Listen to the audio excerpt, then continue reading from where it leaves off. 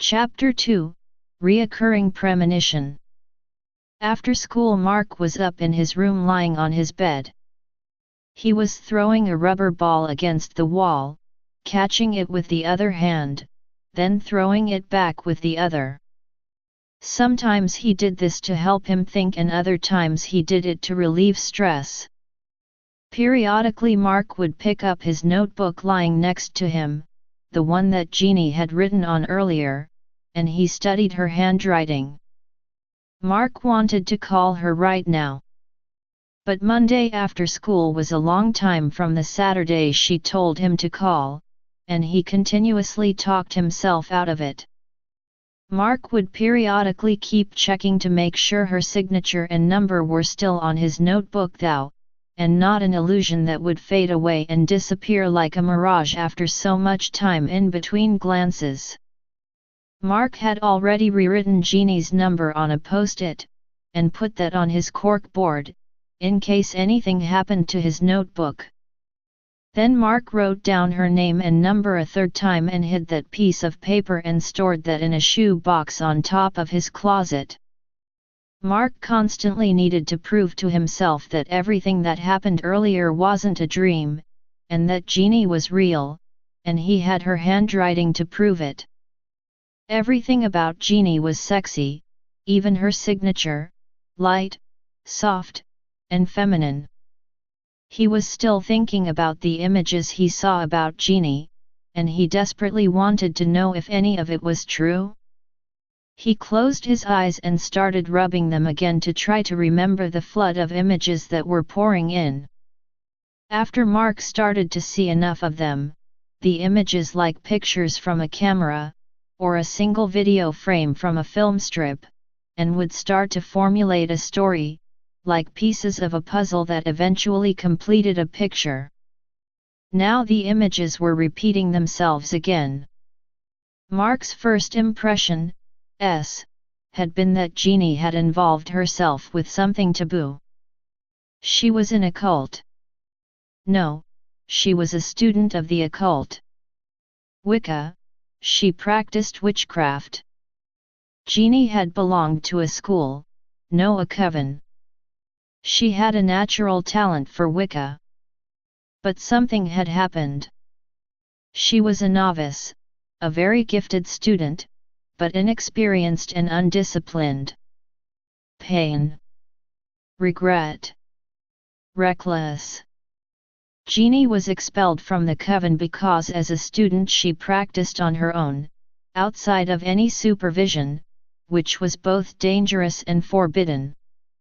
Suddenly Mark wondered if this tied in with her move.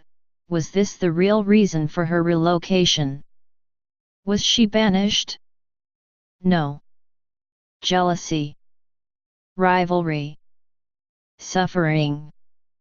Wicca was a religion, witchcraft were rituals.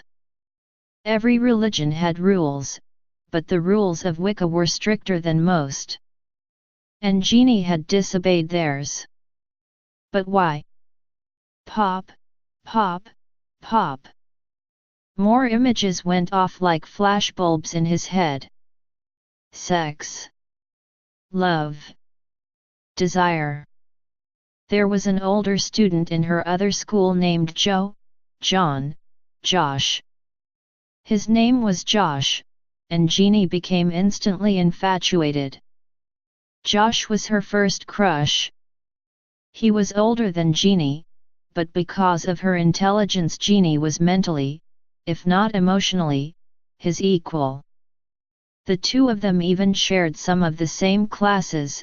Jeannie had advanced a grade, actually, 2, because of how smart she was. But Josh never seemed to notice her. Jeannie was very attractive, but in a girlish way. She was cute, not sexy, like a woman.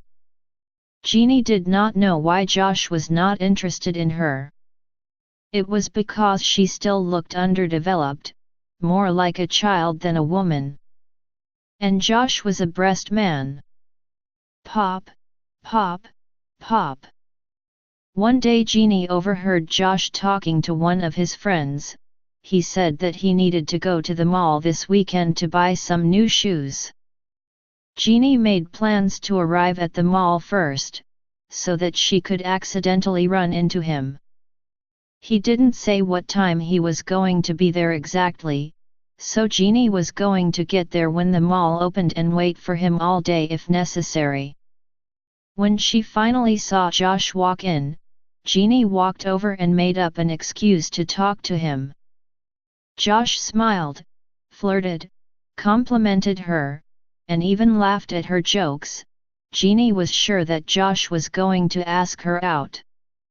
But then, just like a heartbreaking scene from a romantic comedy, a very well-endowed female walked past them, and this girl's timing could not have been worse for Jeannie. Like an electric magnet that had suddenly switched polarities, Josh's attention immediately switched from Jeannie to the other girl in an instant. Jeannie looked to see what suddenly captivated Josh's attention, and that's when she saw the rival female. She was vaguely aware that she had seen this girl before. Her name was Brenda, and she was also in the same class that she and Josh shared. Suddenly, Josh made up some horrible, transparent excuse to leave so that he could catch up with the other girl before she got away. Jeannie had been outclassed, simple as that. Game, set, and match.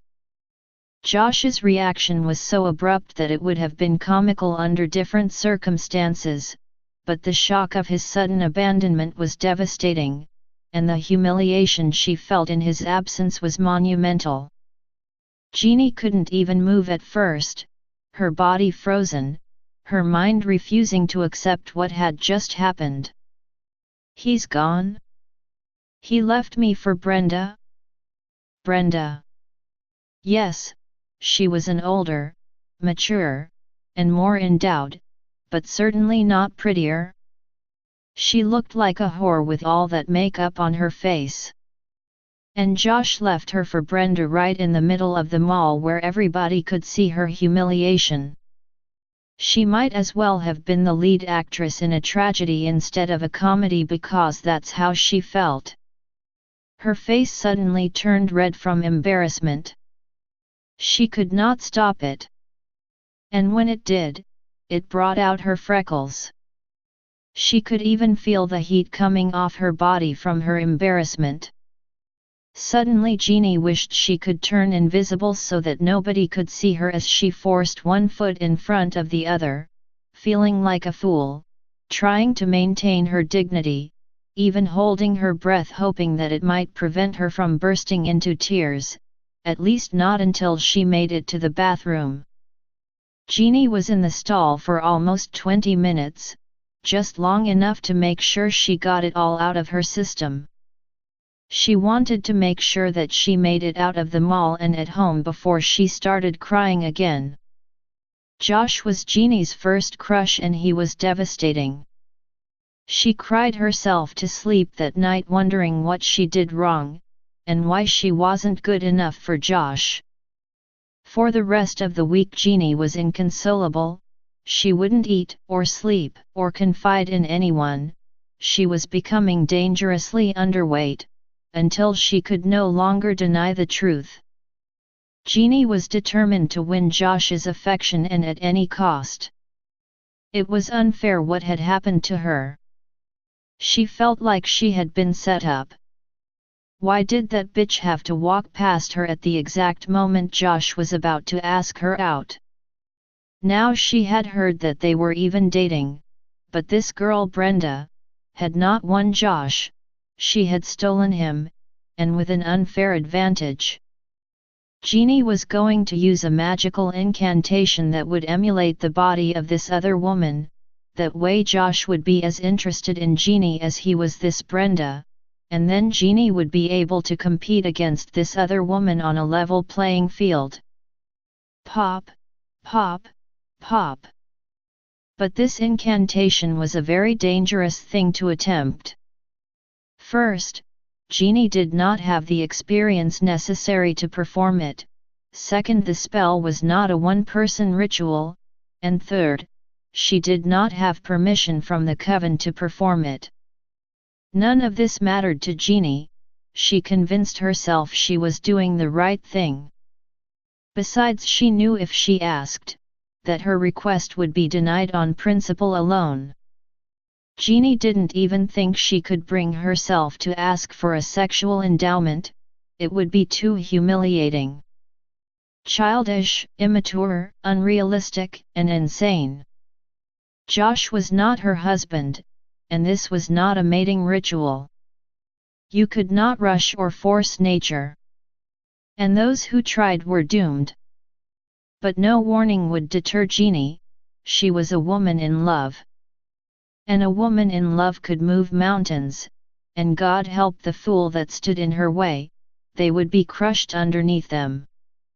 Jeannie was a brilliant student of the Wiccan arts, a very gifted apprentice, but she was young, and she did not have the power, confidence, or experience to complete such a complicated ritual.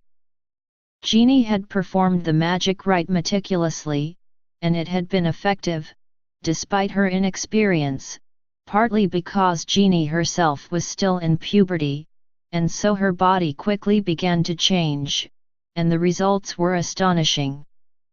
Her body began to grow into the same form and shape of Brenda, the other woman. But something went wrong. And that is why there is no substitution for experience in any field. Some variation or deviation. Maybe something unnoticed or forgotten, Jeannie did not know what specifically. But something was left out, or overlooked, and as a result, the other woman died. Pop, pop, pop. When the elders found out what Jeannie had done, the Jane, the Mother Superior, shook her head in both shock and amazement. She told Jeannie that she could not believe that she herself had not been killed during the incantation.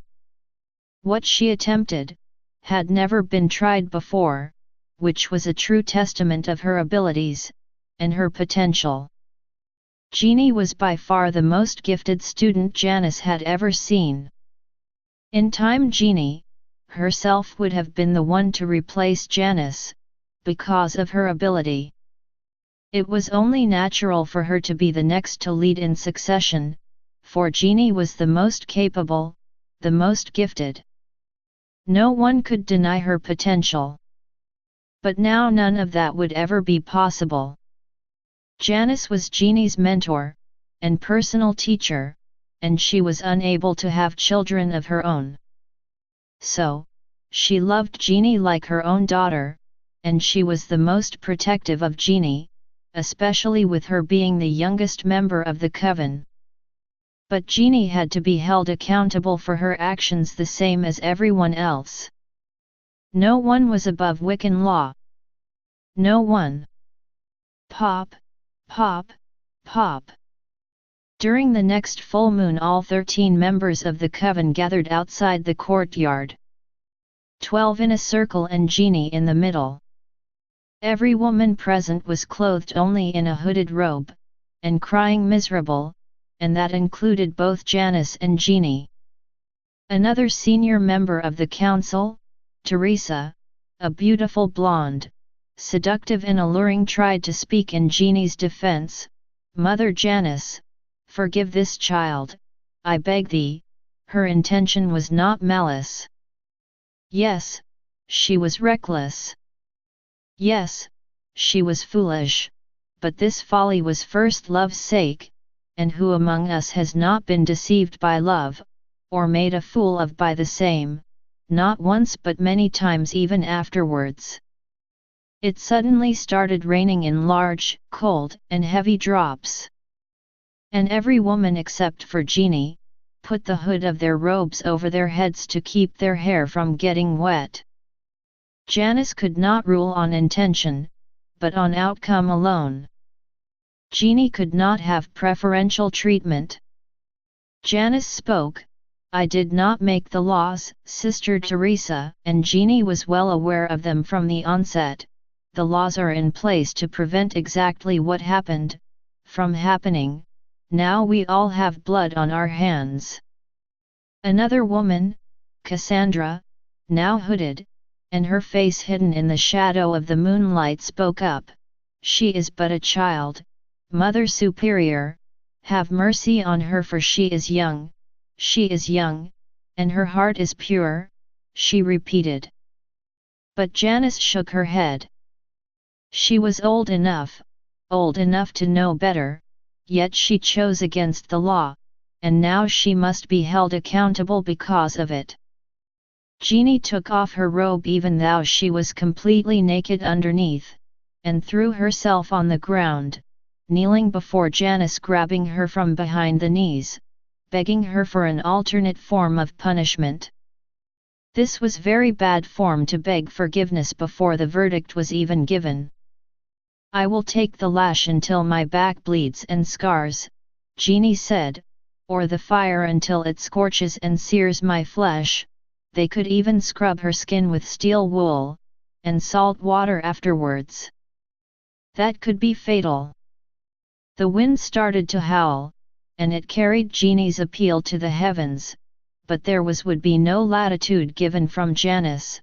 She alone would make the decision, and that decision would be final. Janice spoke, "Jeannie, you have caused the death of another, although unintentional. You were selfish, reckless, and dangerous. You knew the law, but you broke it anyway. Had this other woman lived, another punishment may have been considered, but as it stands, the punishment will fit the crime." Jeannie was already crying miserable. Janice had to raise her voice, so she could be heard above the wind. "Jeannie, you are now excommunicated from our sisterhood forever, and swear an oath upon your life that you will never practice Wicca again, either now or in the future, with or without assistance." And then Janice looked down on her, "That is the judgment upon you." The group of women repeated their response in unison, "So mote it be." Jeannie looked up at the Janice and pleaded, "Please, Mother, you are my only family, do not abandon me. I would rather you kill me than banish me. Death itself would be a kinder fate, but to live without my sisters, that is unbearable," Jeannie cried. "Some punishments in life are worse than death," Janice replied, "and you more than anyone should know that," and they exchanged a knowing look between them. "Swear the oath or suffer the curse," Janice warned. "Please, you are the only mother I have truly ever known," Jeannie begged. Janice slapped Jeannie in her face hard, and Jeannie fell on her side and she fell into the mud that covered one side of her face and body. Janice waited patiently for Jeannie to get up and then repeated her demand. "Swear the oath or suffer the curse," Janice repeated. Jeannie did not see hatred in the eyes of Janice, pity, anger, but most of all disappointment. "I will suffer. I will suffer the curse," Jeannie said bravely. Both women were broken heated. And so, the Mother Superior announced what her fate was to be. To never be loved. And after Janice announced her judgment, she warned Jeannie, "Do not call me your mother, or these other women your sisters, for we are not your family anymore, nor shall we ever be again." The lightning illuminated the sky as if for effect. And then Janice walked away from Jeannie as the rain continued to come down, but now even harder. It was as if even nature itself was washing its hands of Jeannie. Now she was no longer kneeling. Jeannie fell into the fetal position, and screamed hysterically, "I am alone, I am alone, I am alone, I have no one, I have no one, I have no one," she screamed hysterically over and over. And each time she cried out, the lightning flickered, and the thunder sounded above to drown her out. Yet no member of the coven would stay to comfort Jeannie, help her up, cover her with her robe, or even look back to see if she would be okay. The group silently followed Janice, back into their small concrete fortress that was the courtyard, and shut the iron gate behind them, which locked with a metallic rattle. Mark was back in his bedroom and he was just as startled as he had been earlier. That reoccurring premonition, was it true? Was Jeannie a witch?